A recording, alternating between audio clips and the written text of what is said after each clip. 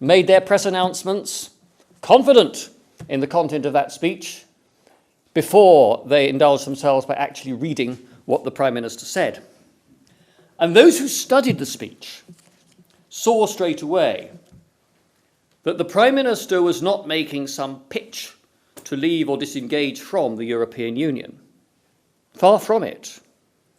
He was clear that Britain's strategic national interest is to be part of the European Union, shaping the policies of the European Union, rather than having to adjust to rules, practices, ways of working established by others without us having a seat at the table, a voice, or a vote. But Prime Minister Cameron said too, and this is true, that the European Union is losing public support, and not just in the United Kingdom, and we all need to face up to this fact.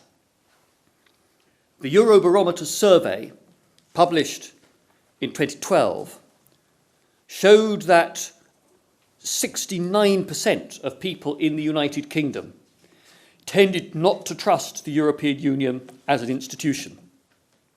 And some might respond by saying, well, that's exactly what we would expect. But let's look further at those Eurobarometer findings.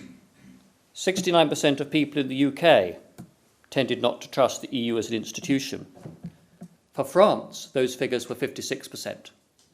For Germany, 59%. For Spain, 72% of the population responded in a way that most fair-minded commentators would have described as Eurosceptic. And in Spain's case, that figure of 72% was up from 23% only in 2007. And recent elections right across Europe have showed an increase in support for movements that challenge the authority of the status quo. We've seen that in election results from Italy to Finland, from France to Greece. And in the worst cases, we have seen genuine public grievances and anxieties exploited by parties and movements such as Golden Dawn and Jobbik that can fairly be described as neo-fascist in character. Economically, the EU is seen as currently delivering lower living standards, frozen incomes, and few jobs for young people. And politically, the EU is increasingly perceived as inflexible, undemocratic, and unaccountable. And what the Prime Minister set out to do was to sketch an alternative vision of a reformed Europe that is more competitive, more open, more flexible, and more democratically accountable. A Europe that delivers